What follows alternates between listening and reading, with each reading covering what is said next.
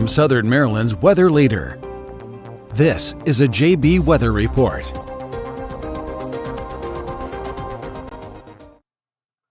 Hello and good evening, everyone. I'm forecaster John Board. There we go. Still trying to put myself together here. If you can hear me fine, let me know in the comments before we get too underway. And I love how it seems like we have a little live stream community kind of coming together.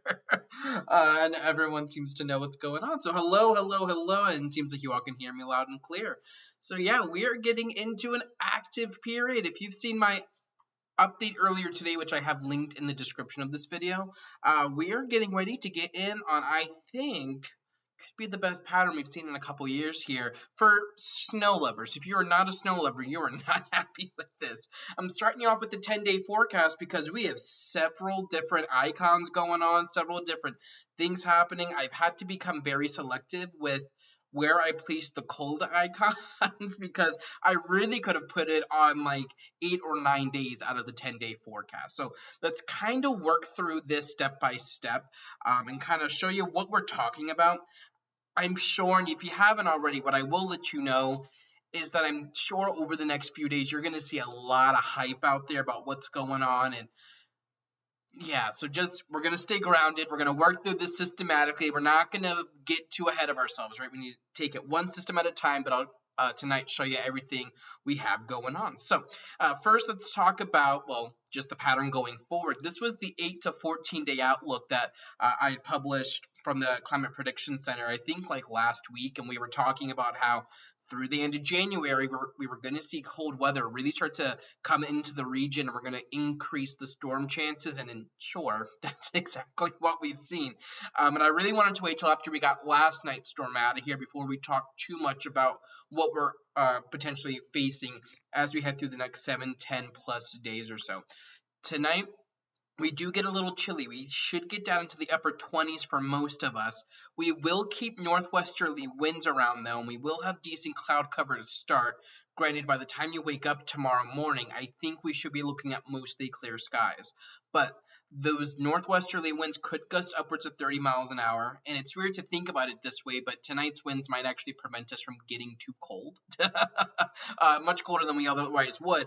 But we will be looking at some residual slick spots on some of those area roadways. So do keep that in mind as we head through into tomorrow morning. And we've had a couple of schools out in Central Virginia delayed for tomorrow. I'm not thinking we're going to see too many delays in our local region, but do keep just in mind that we could see some slick spots tomorrow. Now we'll get into the good stuff. What I think, and if I come back here to the 7-day forecast, if you break this down, we really, I think, have over the next, at least over the next 7 days, 3 legit chances for some winter weather. Some are a little bit more credible than others. The first comes Wednesday night going into Thursday morning.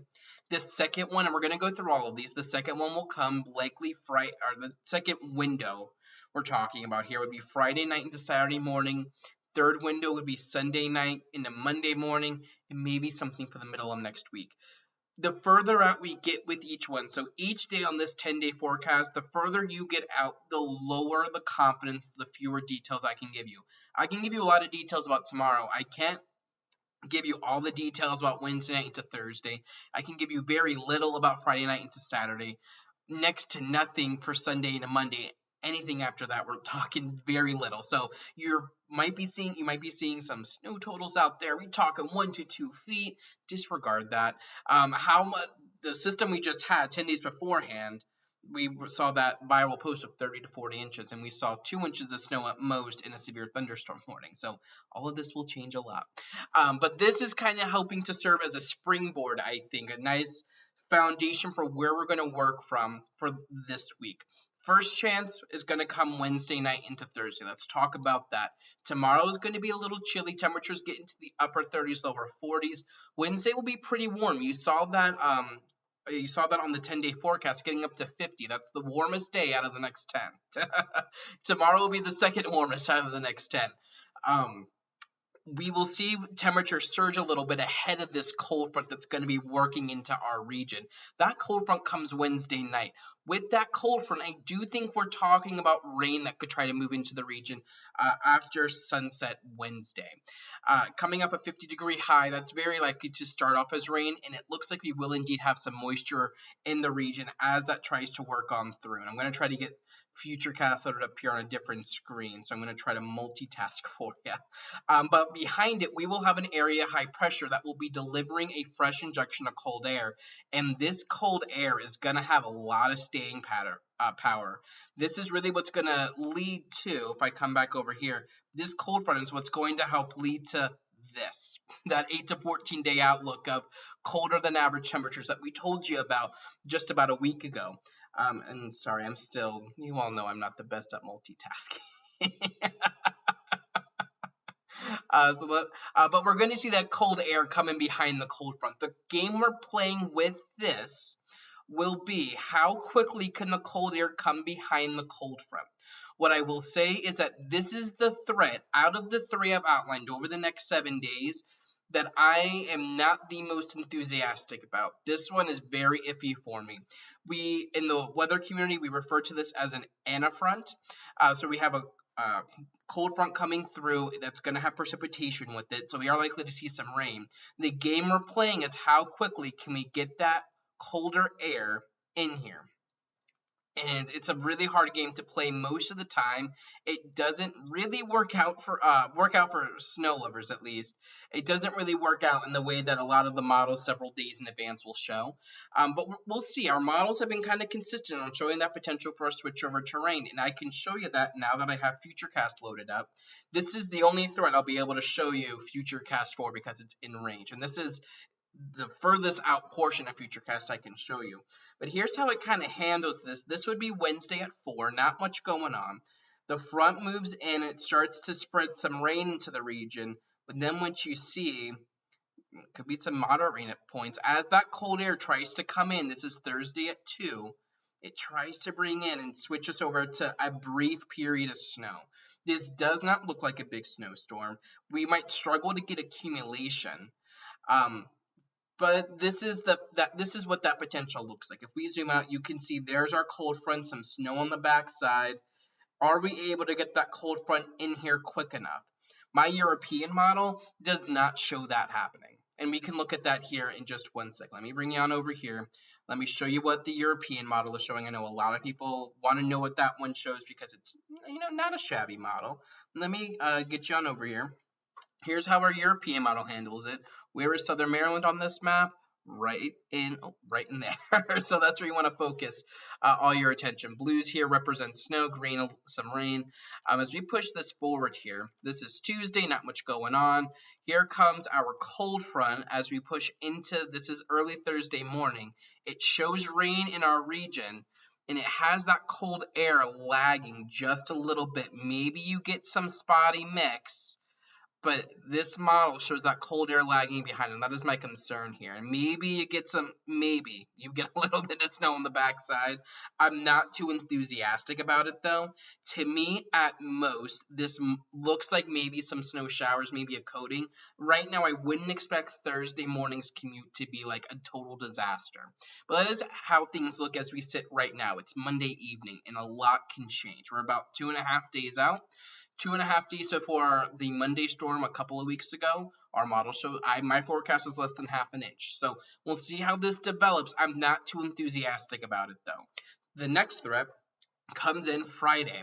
That same cold front that is going to be ushering in that cold air that might have some rain snow mixed with it looks to stall just off the southeast coastline. You can see it's kind of faded there. We're going to have energy that works across the southern U.S. By Thursday night going into Friday, it might try to bundle and lead to a little bit of a weak storm trying to develop off the southeast coastline. In that right there already poses a lot of questions. A, is the energy able to bundle? B, if it is, where would that weak storm form? And then the next question is, where would it track? Then how strong does it get? How close to the region does it come? And how is the cold air responding? I do think, given the overall pattern, If we see anything, it would likely just be snow from this. I don't think we're talking a rain-snow mix. That cold air is going to have a lot of staying power. It's going to be pretty strong, especially Friday night going into Saturday. So as that cold air drives down, it's going to suppress the storm track. And that's going to prohibit a storm from trying to like cut up the I-95 corridor, like what we just saw, which leads to snow that goes to rain.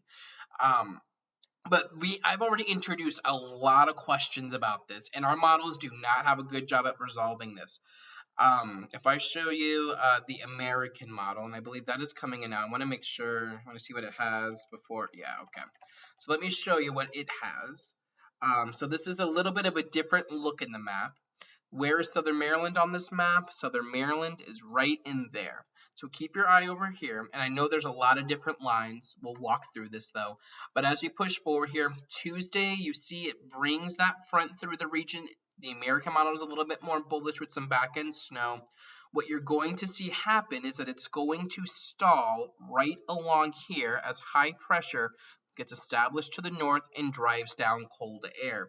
At that same time, this is now getting into Friday morning. What you're going to see happen is moisture beginning to consolidate down here off the Carolina coastline. That might be our storm system trying to get its act together. The American model, though, with it develops it, but it's too far south and moves too far out to sea for anything to happen. So it develops it and it heads out to sea, south of our region. That's definitely a potential here with this setup. We don't know just yet. This potential here, we're talking, let's see, Tuesday, Wednesday, Thursday, 4 or 5 days out. Too early to put any numbers on it. Too early for me to even put probabilities on storm tracks. This doesn't look like a big storm to me. To me, this would maybe be like a coastal event for areas south of D.C., but I don't see huge snowfall numbers. Definitely not what we saw last Monday or a couple of Mondays ago at this point. But we're going to watch it. We're not taking anything off the table.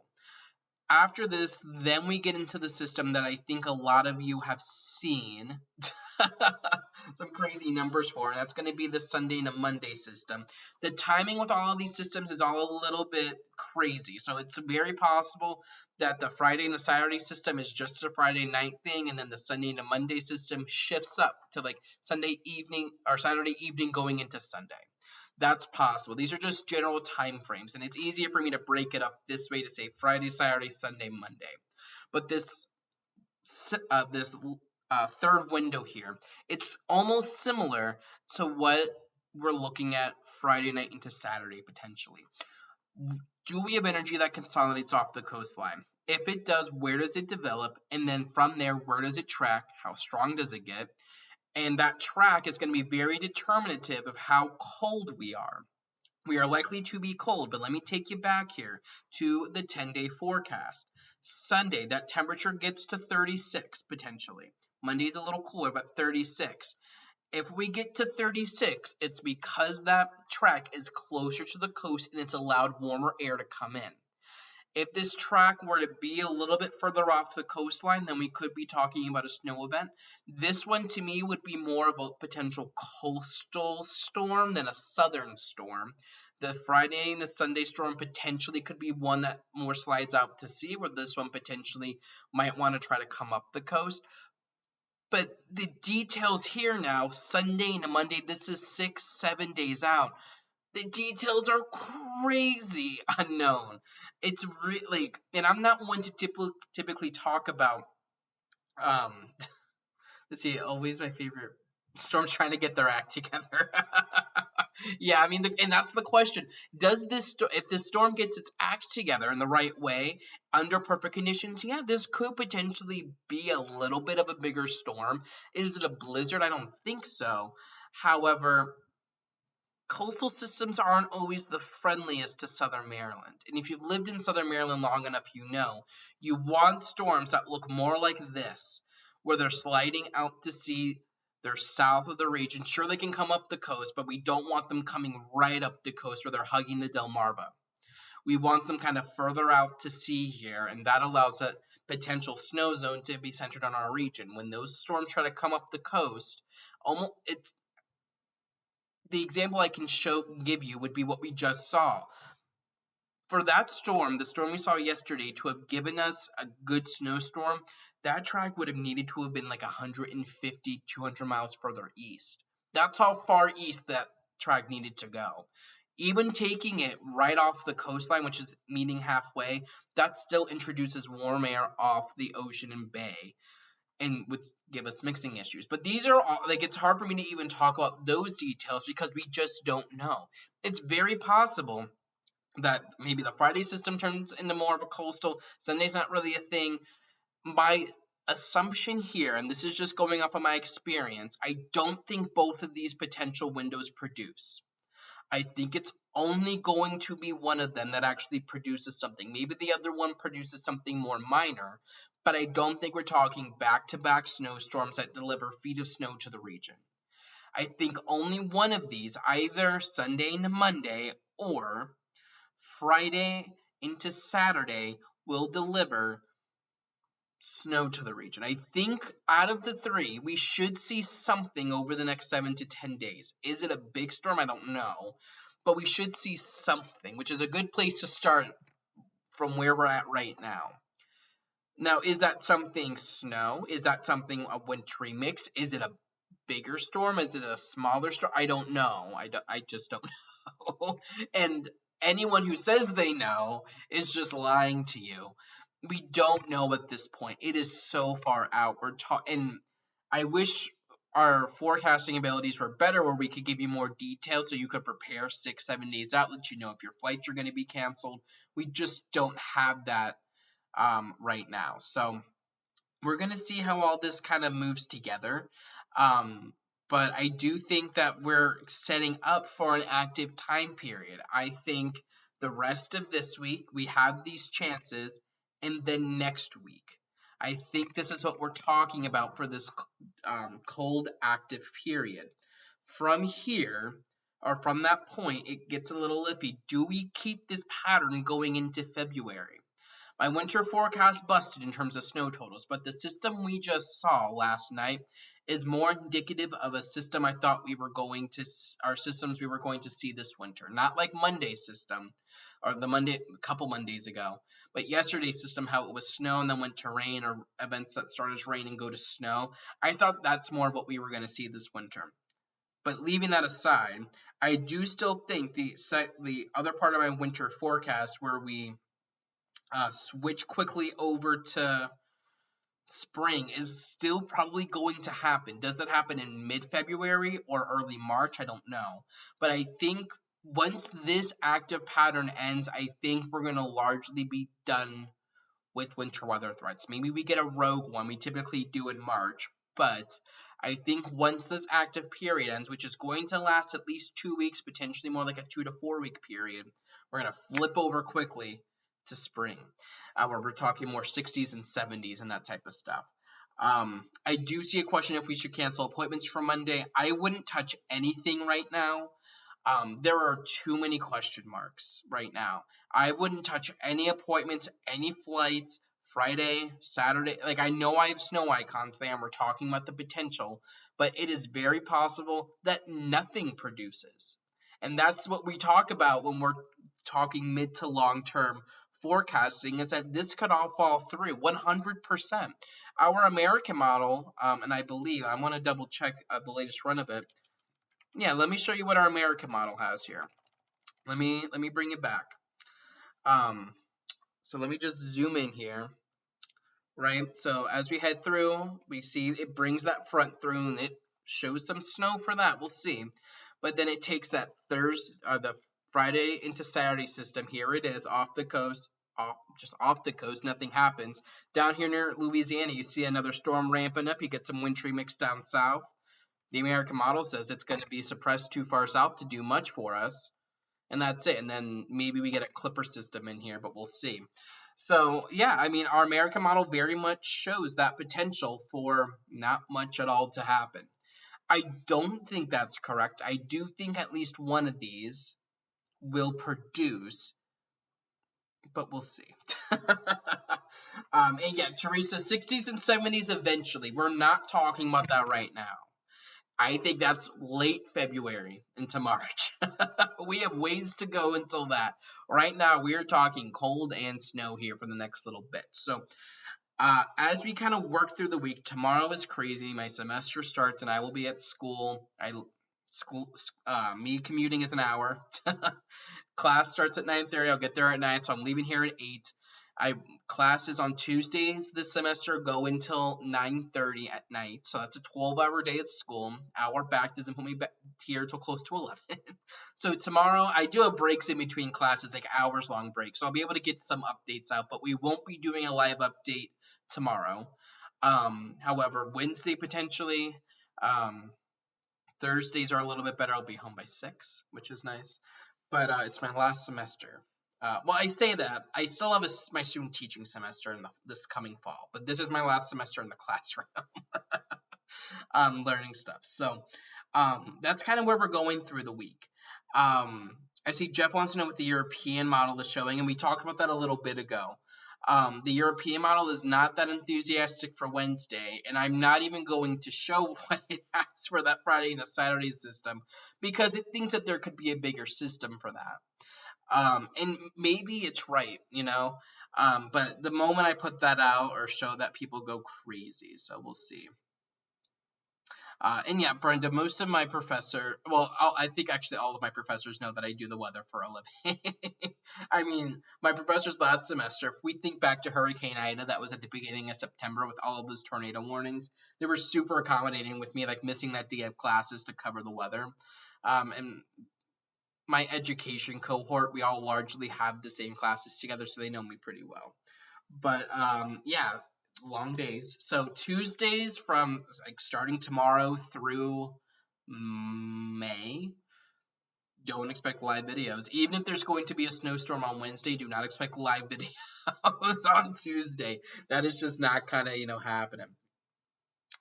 And yeah, Tropical Tidbits. Yeah, it's a nice free source. We have several sources we use for the model data because Tropical Tidbits isn't always the best, but we'll see. But yeah, Billy, I think, talking a little bit of wintry weather as we head through here. I think what's for sure, again, as we head each day out here through the 10-day forecast, and Sheila wants to know if Southern Maryland's getting a lot on Thursday. I wouldn't expect much from that Wednesday and a Thursday system. And yeah, I'm Tuesdays and Thursdays this semester. My schedule on Thursdays is a little better because my class that goes till 9:30 is only on Tuesdays, so I'll be home by 6, which is nice. But each day here on the 10-day forecast, we decrease the confidence, and it's kind of like an exponential rate almost if you think back to if you think of math or COVID numbers or something, but in the other way. We know a lot about tomorrow's forecast. We know a little bit lower or less about Wednesday's forecast, even less about Thursday. And really, once we get outside of 4 or 5 days, the forecast becomes really tricky to do. I was fine with the 7-day forecast. I'm not the biggest fan of a 10-day forecast, but we'll see. And then maybe next week we have the potential to reload up the cold air, another storm chance. It's going, I mean, I'm a snow lover, so I'm happy with it. This happened last spring semester. It's always the first couple of weeks of the spring semester are always crazy where I have to juggle school and this. And I'm happy to do both. I'm able to do both. It just, it can wear a guy out. Thankfully, this semester, my classes are only 2 days a week, where last semester they were 5. The semester before, they were 4 days a week. So that's kind of helpful. To extend the coverage to north. Yeah, so Arthur, actually, you can see Frederick on the Wake Up Weather forecast, and I've been trying to utilize a more statewide map recently for my forecasts. When we talk storms, I try to do more regional forecasts because I have a lot of people up here in Pennsylvania where I live that are like, JB, why don't you forecast for us? You live up here. And I'm like, I try to do an additional page that does, JB weather is more than enough for me to deal with, so it's easier for me to do more regional maps here than anything else. But for these, and you still have several Southern Maryland cities on here, but I like to do these because these types of maps because people travel. I mean, how many people here work in DC or travel to Annapolis? Some people travel up to Baltimore and Montgomery County. You're taking a weekend trip to Ocean City in the summer, you're going to be happy this map is a thing. So, but yeah, actually, I think sometime this week or maybe early next week, we'll have a whole new look for you. And then we have some more big news coming towards probably now the beginning of next week, but we'll see. This weekend's this week is going to be crazy. My goldfish I will need to stock up on. I will need to stock up on coffee. I'm actually almost out of creamer, so prayers for me that there's creamer at the store. Yeah, Chrissy. Oh, yeah. Nobody likes talking about Southern Maryland weather. No one likes referencing us and what could happen. I get that.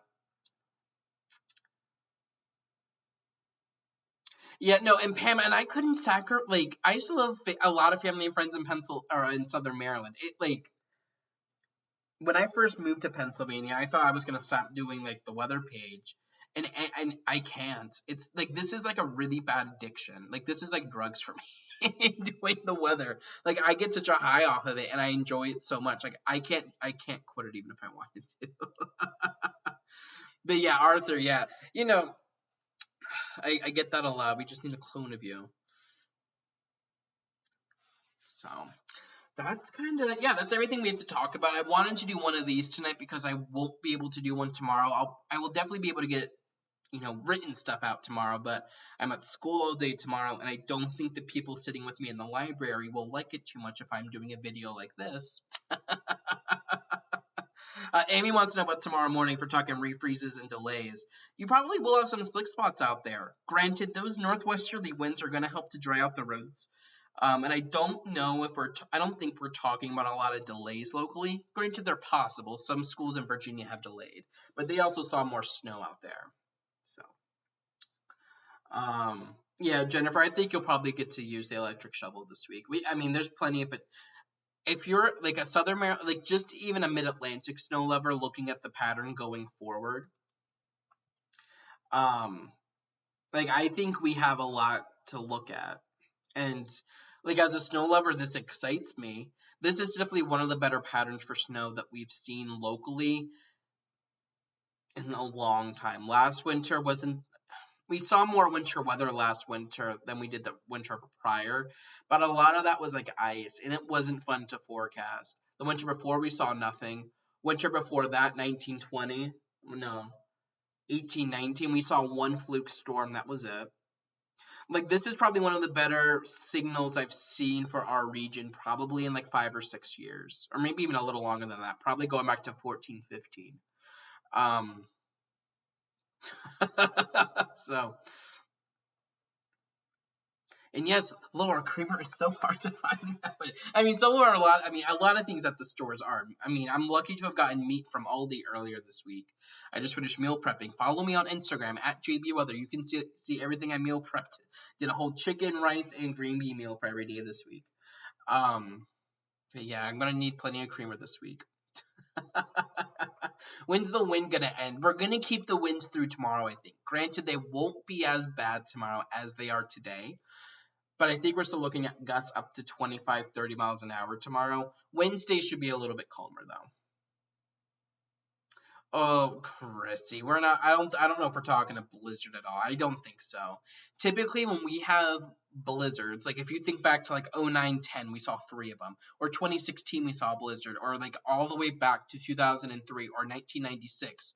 Those blizzards popped up on our weather models like a week in advance, and like our models consistently showed them. When we get big storms like that, our models typically are able to sniff them out early and latch on. And I'm talking like big regional storms. Mondays, I keep saying Monday, a couple of Mondays ago, January 3rd, that storm popped up literally within 48 hours of the event. And that literally was very like localized right on Southern Maryland. So I don't count that. But when we talk about like Blizzard 2010, Blizzard 2016. Those pop up on our models pretty easily and they stay there. And I'm not seeing that consistency right now, which leads me to believe that we're not talking like a historic or a major storm. That doesn't mean it won't be, impactful, but we'll see. Julie, are we getting more snow? Potentially. Kenny, we don't know how much for Saturday just yet. Oh, hey, hello, Catherine. You made it on. Yeah, chicken is like difficult. I'm like so lucky I found chicken at the store.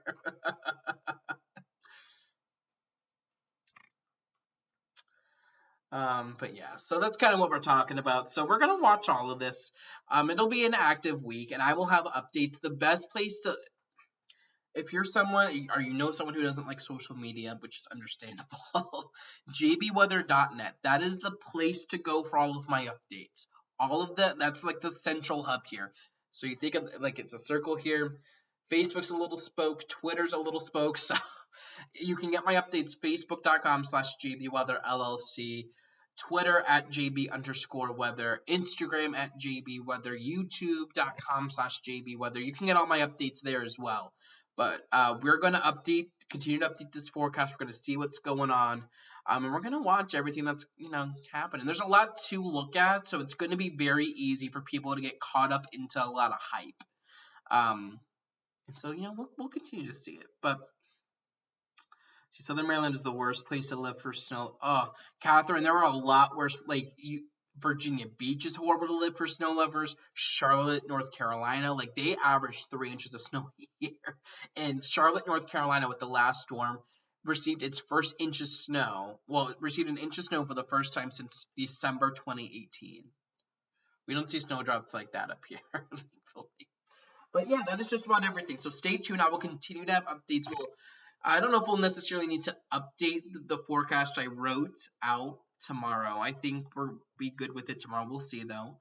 But I'll have updates for you. Facebook, Twitter, Instagram, YouTube. We're going to have a lot to look at, I think. So stay tuned. Stay safe. Stay warm. Enjoy Wednesday as much as you can, because after that, I could have put a cold icon on almost all of those days. So have a nice and safe one, to keep it doing here at JB Weather for the latest information, and I will continue to keep you updated. Check the forecast anytime online at jbweather.net.